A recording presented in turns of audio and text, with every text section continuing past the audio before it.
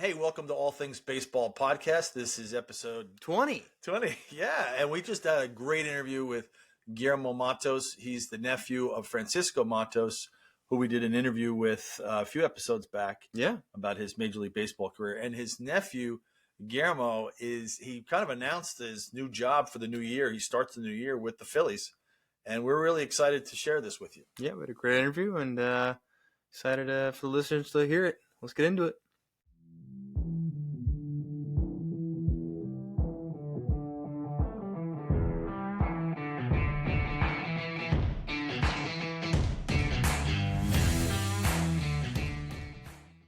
Hey, everybody. So we are really pleased to have Guillermo Matos here. He's joined us on the podcast. We were introduced to Guillermo by Francisco Matos, his uncle, who Johnny and I have known for, I guess, 14, 15 years now, right? He coached you. He helped Johnny become a switch hitter. Johnny was a natural righty, helped him become a switch hitter. And he introduced us to you. And so welcome. Hey, thanks for being here. Thank you. I appreciate it for you guys bringing me here. Let's go. Yeah, let's do it. So, all right. So we were just, I'll tell the audience here, we were just talking as we were setting up the podcast and getting ready. I just remembered that when Johnny and I had an indoor facility called Rocket City Swingaway in Huntsville in 2009 and 10 or 10 and 11, that Francisco worked out of the facility doing lessons, and he was working with someone that he introduced to us to, who he said was going to be, I guess you were trying out for the Yankees. It was you, and we didn't even know that we met you until literally 30 minutes ago. Yeah, it was me, but I wasn't trying out with the Yankees. I already was a player. You were already a player. Okay, yeah, that was my season with him. I went there, try to get what he got. As you guys probably know, it was, for me, he was my idol. I got a MLB uncle. I can say it. So right. Oh yeah, right. That's really is a really good proud family member.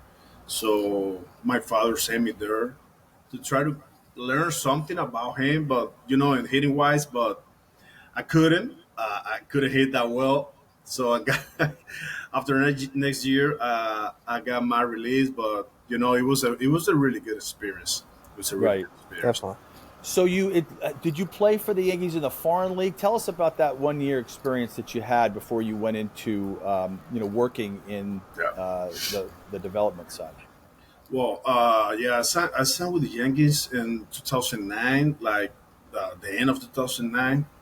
Then when I got to the academy, that was a life changer for me because I never left my home. So realizing that I'm gonna keep like 6 or 9 months living in a different house, like I said, like in different country, not a country, but different place.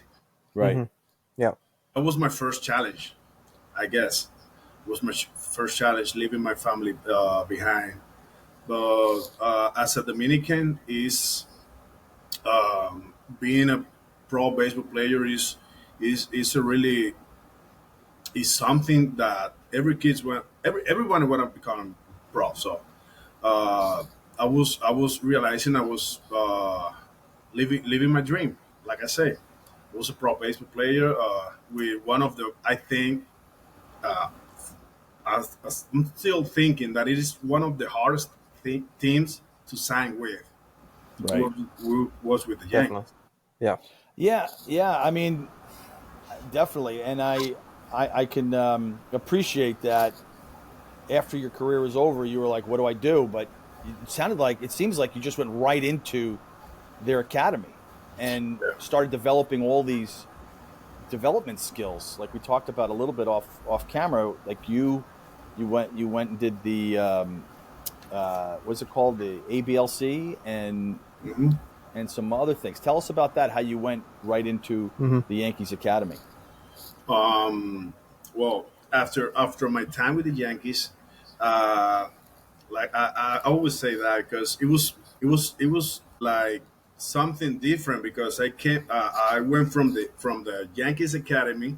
When I got released, I came to the school right away, like to the Hmm. university. So Okay. I started a career.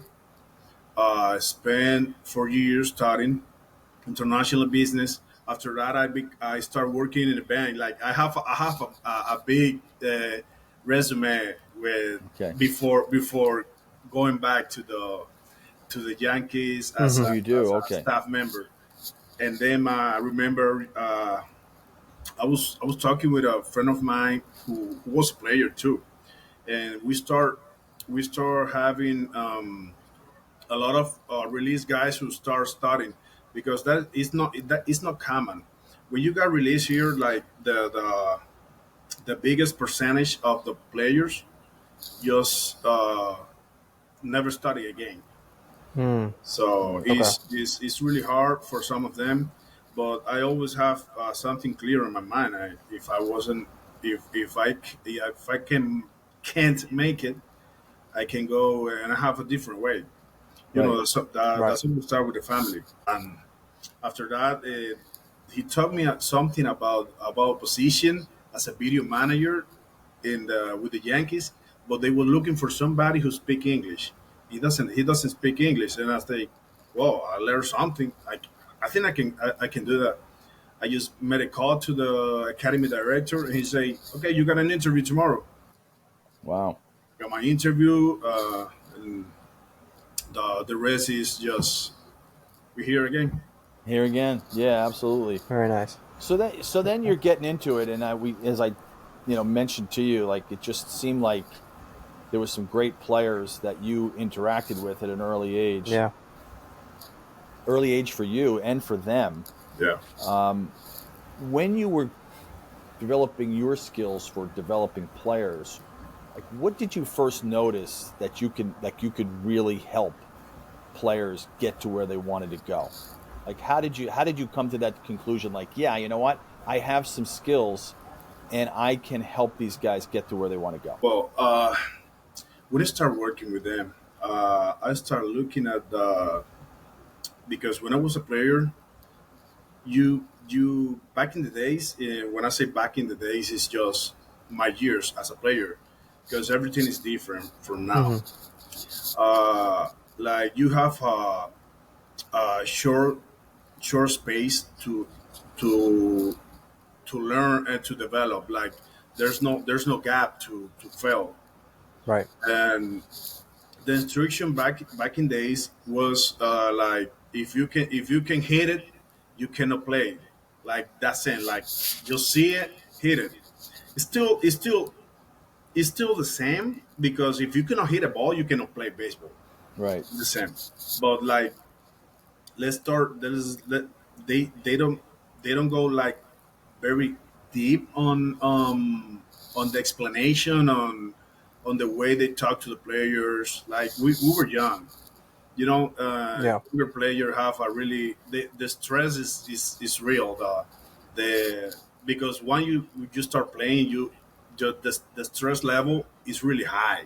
Right. Yeah. Hmm. So you have to know how to handle that. And when I start working with the Yankees, I start notice this when this new wave of analytics and new tools of development came to Dominican. uh, I realized that that was a really good option to show the guys to try to teach them how to learn about it and make their way like their way to the to US easy. Mm. The way they talk to the coaches, the way they understand the terms and everything better. So yeah.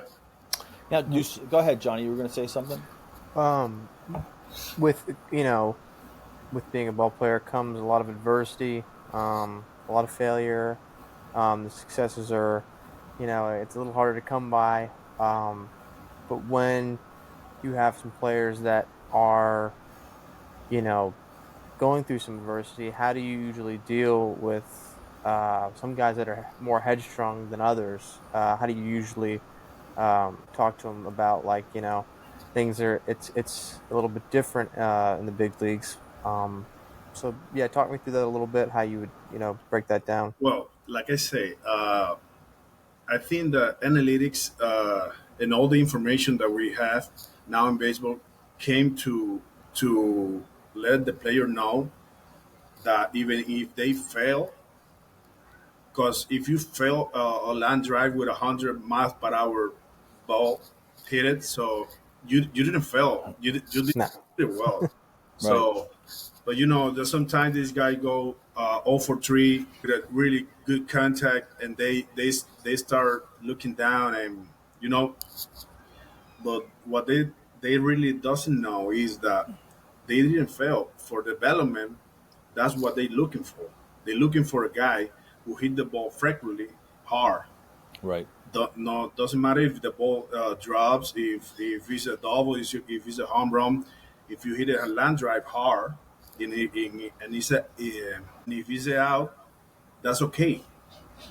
You're doing the job. You're doing whatever they right, want you to do. right. I remember seeing an analytic. It was the hard hit.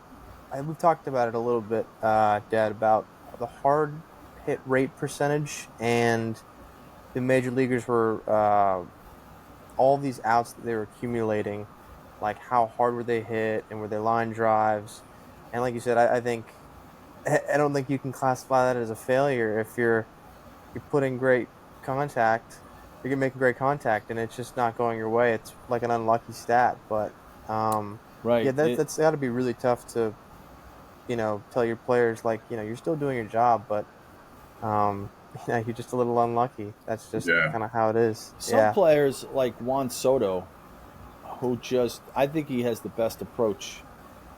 Certainly as a young player. I mean, he came up when he was 19 to the major leagues, 19, 20. Yeah, I think so. Yeah.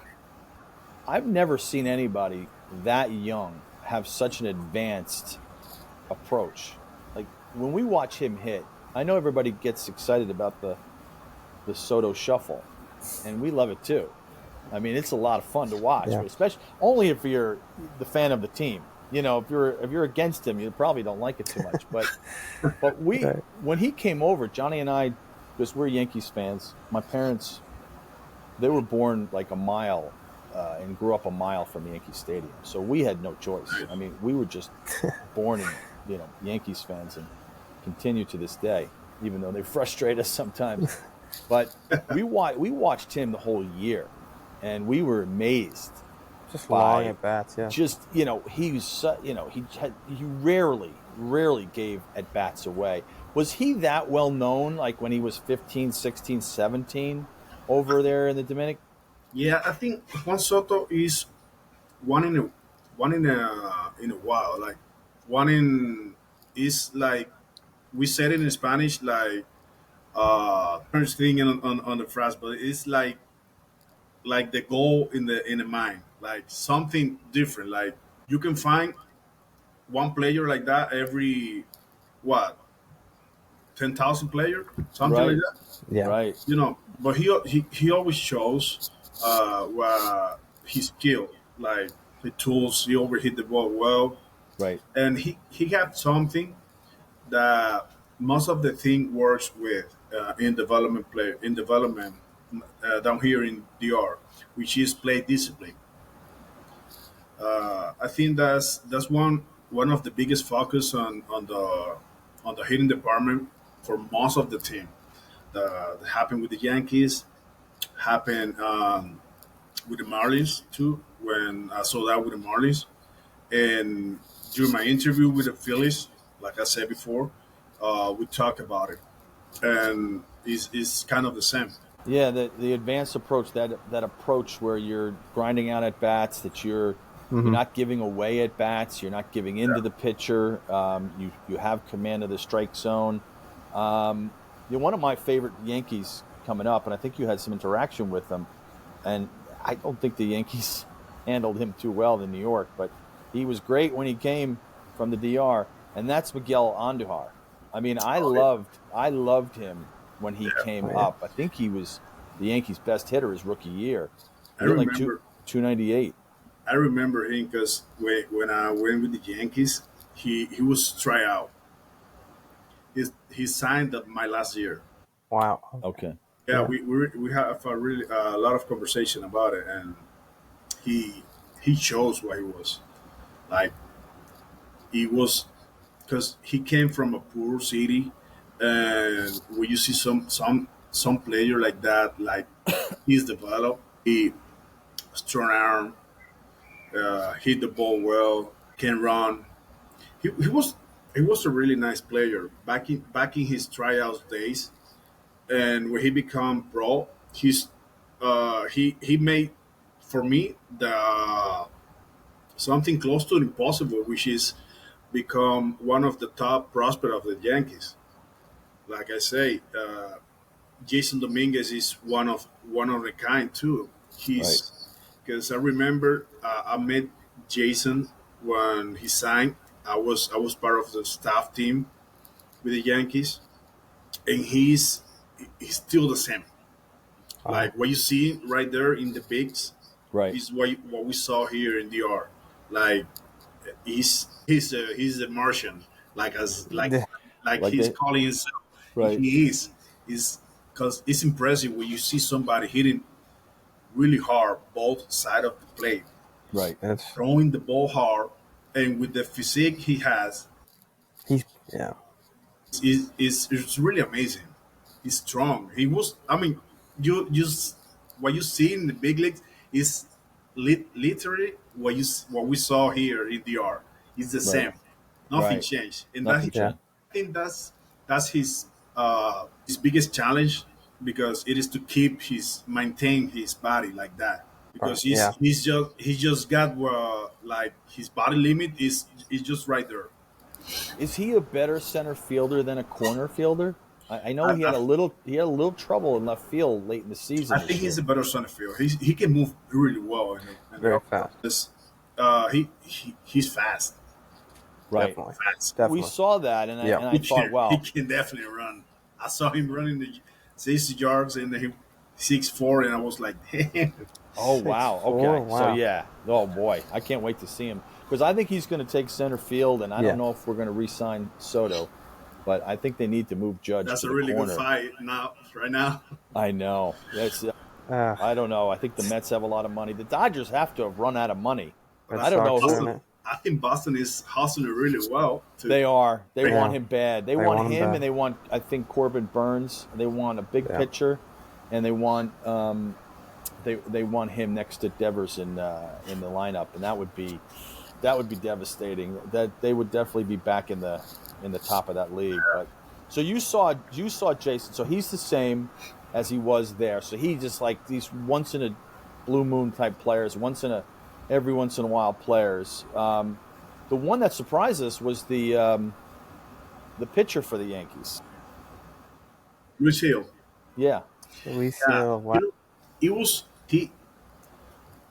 I don't know what I don't really know why the Minnesota trade him right. because his first live bullpen with us, everybody was like, why they trade him?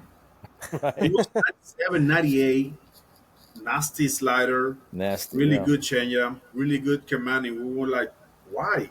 I'm still asking about it myself, Right. like why they traded, but you know, baseball things. I think he's Yeah. so young. He started off like a house of fire this year, just striking out everybody. Great command, and then he hit a little bit of a lull, which a lot of the young pitchers who aren't used to throwing that many innings, right? And then he came back. Then he figured it out and he pitched well at the end. So he had a little bit of a lull. I think obviously he looked healthy at the end of the year, but I think with that pitching a little bit longer than he probably had early in his young career, I think the sky's the limit for that guy. I mean, Oh, yeah. he has a great mentor in Cole. I think Garrett Cole really likes him a lot. So we're really excited about him. When we saw him this year, we were really excited to watch him take the ball every fifth day. And you Yeah, had some because interaction with him. when you have a pitcher that can get the top speed, like with a high spin breaking ball, really good change of command. I think his only challenge is to reduce the walk. So Right. Definitely. that's something that came with the package. He needs some time to Right. still Definitely. young. We're Now on talking the about a 21 years pitcher, yeah I think. So Yeah. on the development side, I know you know the TrackMan and Blast, and you do a lot of video editing. Tell me, like, which of the new technologies do you like? Which ones are still maybe I don't even know about, or like, where are you at with the technologies to help Rep Soto, TrackMan, Blast, all this stuff? Like, do you use it every day or just occasionally? well, during my time with the Yankees, that was my first year with the Yankees. It was the first time like a team bring a TrackMan to DR. So we started learning about it, and we knew it was really a good thing because we start guessing about a good pitch and then start being objective of what we're really looking at. Like Hmm. we know it's a good pitch because of this or that. So now everything changed. Baseball changed because of that. Uh, then they bring some Rapsodos, uh, blast motion, heat tracks. They bring a lot, and with the Marlins, we use it every day. Like Oh, no player hit a ball without a trackman. No player throw a ball without a trackman. So we track everything, everything. and do you And share it with the player? How do you use it when you track we it? we give it to the coaches, and the coaches share with the players sometimes. And that's where because I spent I don't know if you saw in my resume I spent 2 years working as a teacher with the Yankees, but in baseball terminology. I was a baseball terminology teacher, something like that, because Right. that was when the Yankees decide to teach the player about the new technology, like what does numbers mean, and they bring me to the department, and I was able to teach some of the players how to talk to the coaches in the states. So how to every time a coach says something about spin rate, they know what they're talking about. Every time a coach says something about launch angle, they know what they're talking about, and the meaning of the word. So now it's a really big challenge for the coaches. Like being Right. coached here, it's a big challenge because most of the big prospect in Dominican Republic doesn't even know how to read. You know, it's a really good challenge for the coach because you know how to talk to them first to make him understand you. Right. So Yep. uh, I remember you asked me about how's the development down here and where the focus is, and that's the main focus, like mental and education is because they Mental and education. Okay. they sign they sign it at a really young age. So you know, And uh, another player I just came to mind is kind of taking the league by storm is Ellie De La Cruz. I mean, to see such an amazing talent of his at that age, and to you know still learn throughout as he's playing. Where did you see any kind of interaction or development like when he was over there? I didn't met Ellie, but the kind of player he is the kind of diamond you can find here. Like a guys with raw tools, like with a above average arm, above average speed, who can really hit the ball. Because you can compare him with O'Neill de la Cruz too. O'Neal, yeah, Neil Cruz, sorry, the shortstop of the he was playing Pirates, short field with the Pirates. right? Yeah, If you put them like one they're together, like you can see the same player. Right. yeah, Right. very similar. And having said that, that's the diamond that a scout looking for here, Mm. Right. because that's the diamond you can find. Because once they click, like once they got it, they can become a really superstar. like what we see right now. Yeah, definitely. And there's also very young as well, as we were Yeah, mentioning. I mean, that's incredible. And to see them, as they sign very young, usually, um, I know the Leo DeVry, I think he's the Padres, Samuel Zavala, a couple others, I believe, have done. They go over for the academy, and I mean, it's. I know it's got to be very tough being playing at that age, and then, you come over here, and it's a little bit different. It's a different ball game, it is. I'll say for It is. sure. It seems like a bottomless pit in the Dominican Republic for talent. It just seems like it's never ending. I Yeah. mean, I know that obviously it's a compared to the U.S., it's a smaller you know populace, but I mean, does everybody play baseball over there? It just is Kind amazing. of, kind of. Yeah, Yeah, I guess like I said, if you got a bug, the first toy is a bat and a ball. Because I remember, I got a picture. I gotta ask my father about of the picture of me and Francisco, where he won the batting title here.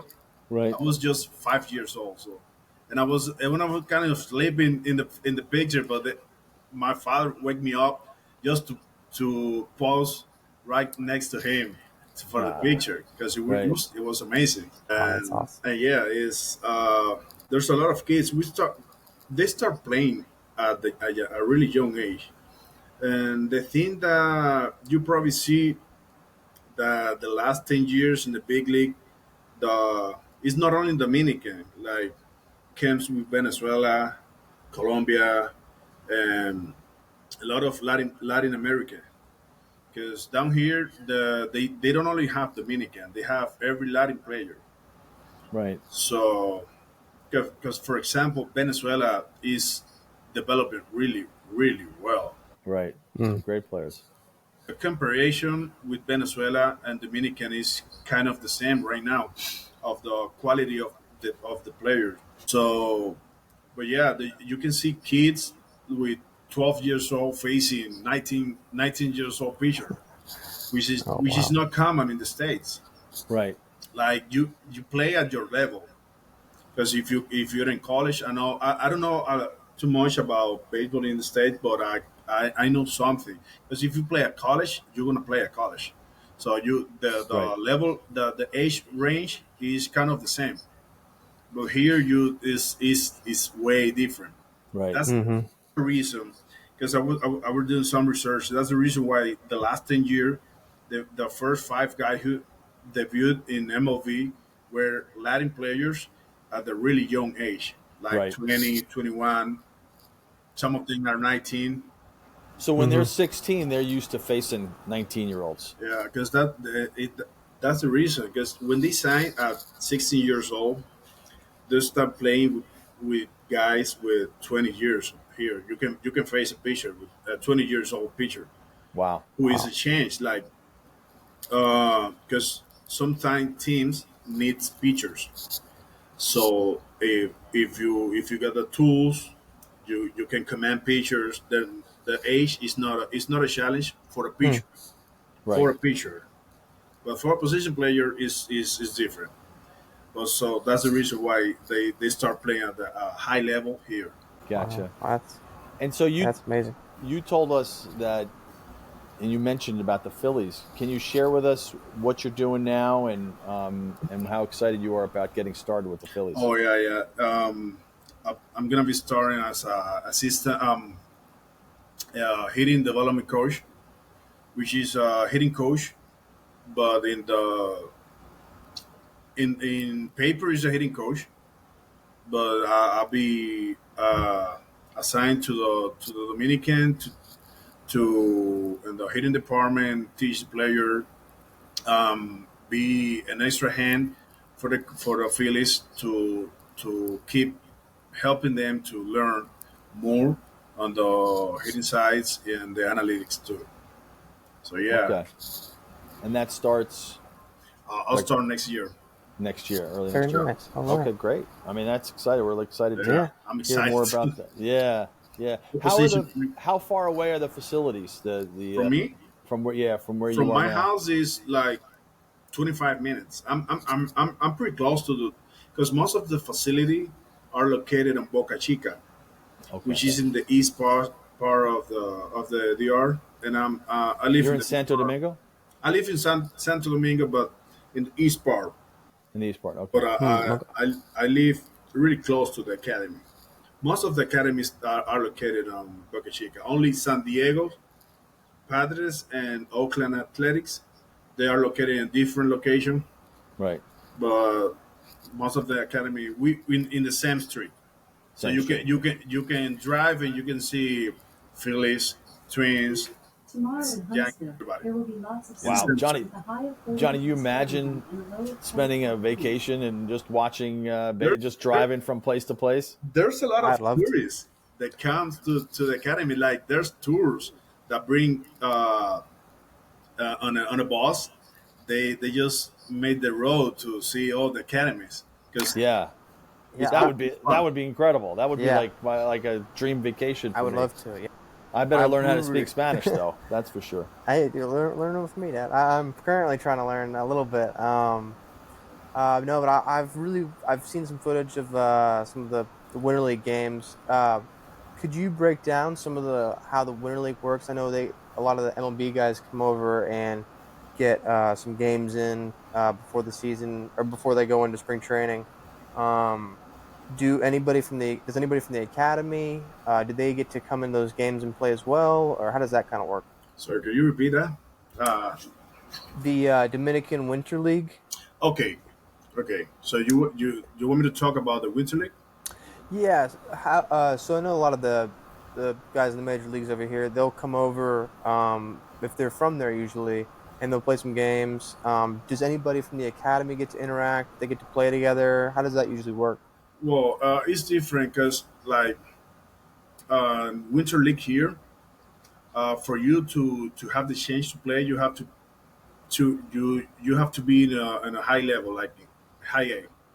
Okay. So after you get a high A, the team can draft you, and so that's basically the process. If you made a team, you go to they call it Paralela League, which is the league where they start developing and choosing the guys who are gonna be playing. And Okay. but the guys here in the academy cannot play in Winter League. That's the reason why our Winter League is one of the hardest because Right. you have a really high level of players here. Wow. Okay. So they turn players away. They want to play and they just don't have room for them, or they're not good enough, or Yeah, probably. yeah. You know, because if you got like for example, if you have Eli De La Cruz playing shortstop, one of the team, and you got another shortstop, which is a top prospect with other team, who you gonna choose to play? You got a big league or a prospect? Right. You want you want a big league With guy the big league, playing yeah. with you. You know something with the marketing. You know, Right. kind That of the makes same sense. with the big league. So, Right. Yeah. Right. but it's fun and because I worked 2 years with a winter league team too, Right. and the preparation of the players is really different. Like they way ahead. They Like, are. Yeah. and when you Definitely. got young kids interacting with the MOV players, they start looking at them and they start knowing that it's not that was not only looking. They got prepared. They have their time to prepare and to play Right. at a really high level. Do they do a Wow. lot of lifting year round? Like, are they doing a lot of weight training and stuff like that, or is it less there than Winter other League places? or academy. Academy. Well, with the academy, that's the main focus. It is okay. Like lifting, eat, education. I think if we make a priority list, I think lift is the first. Education came next. Then you got mental health, and then you got the preparation on the field. Hmm. Because you bring you bring young guys with a bad I don't know how to say this, but like with the food they eat at home is not the same they eat at the academy. Like the quality and the Right. quantity is not the same. Right. Most of the guys, so they start eating better, lifting more because most of them doesn't know how to lift, Right.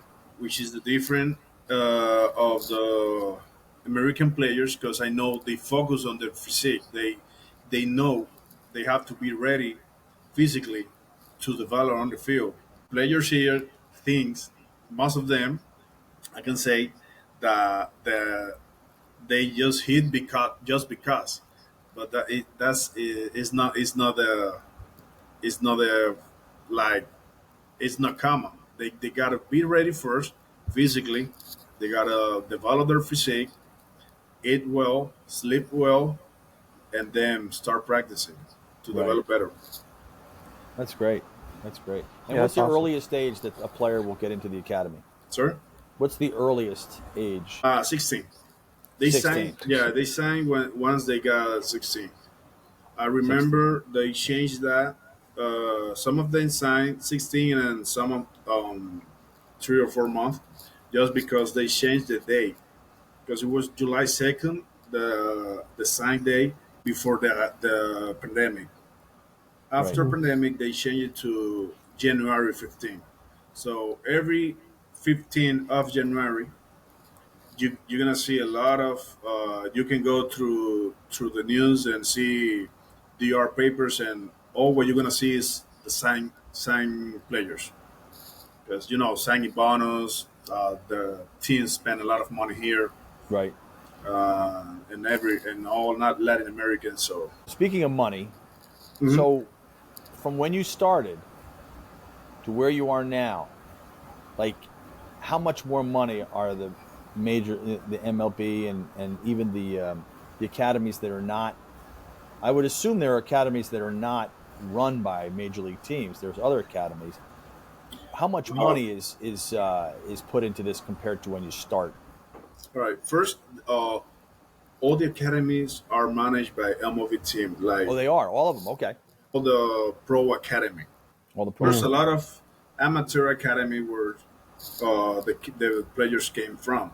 right. So we So call it like Buscon, 13, where the 14 club. Buscones are. So the players start practicing and where they get signed. Gotcha. Uh, what a lot. The different like it's a really big change because now you got Jason Dominguez who signed for 5.1 million. Uh, but he's for now he's the top. Oh no, we got Ethan Sala. I think he signed for 5.6. He's a See the Venezuela catcher? catcher from Padres. Johnny told me He about was him. young, Yeah, yeah. He's got a powerful arm. Yeah, he's he's a phenom. He's a really phenom in Yeah. catching precision. And tell Oh yeah. his yeah brother signed with the Twins, yeah. and the other brothers, I think he's gonna sign with the Marlins too. Okay. His younger brother. Oh, he's got two brothers. They all in baseball. They like Acuña's family and Right. Guerrero's family. They all play. Right. That's Can you give amazing. us a? Yeah. Can you give us someone that you're comfortable with telling us? Someone that's young that we should watch out for. It could be any of the MLB teams. Just somebody, just like, you know what? You may not have heard of this guy unless you're reading those magazines deep into the pages. What, like, tell me a player or two that you go, yeah, just watch out for this guy. He's really starting to come on. Anybody stand out? I know there's a lot of them. There's a lot. But when I was with the Yankees, I got the must because they signed a lot of player low budget, who I really know that they're gonna do it really well. Um, David Garcia, he was in the starter for the Yankees. Right, When he was in the minors, he was a phenom. right, He's short pitcher who right. can I've seen him. really throw the ball hard, really spin the ball. I know he signed with White Sox now Right, for the next Okay. year. I think he got a deal with the White Sox, which is really good for him. And you got Ezequiel Duran. You okay. know, you know him. No, He was an utility for Texas. Okay. Oh, Ezekiel Duran. Yeah. Yes, Duran. Yeah. Yeah. Oh, he's good. He was Yeah. with, Yeah. he signed with the Yankees first contract as Mhm. an amateur player. He signed for 10K. That's it. Wow. Yeah, and when he came to the academy, I remember his first game as a pro. He went 5 for 4, and, but he's demolished the ball. Right. He really hit the ball really hard, and I say like this guy gonna make it. I remember when they traded him Texas, and I think he's gonna get a chance because Right. he was playing a position with the Yankees that it's gonna be tough to him for him to get it. Right. Because you got Oswaldo Cabrera.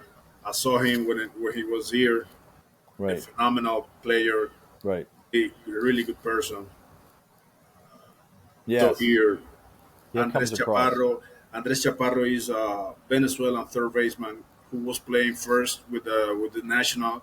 He made his debut this year with the national. Right. But yeah, Carlos Narvaez. I think he's gonna get a chance with the Yankees because he's a really good catcher. So really, he was one of the fastest. He didn't have the stronger arm that he have right now, but when he was here in the R, nobody can steal the base. Like his movement was so fast. He moves.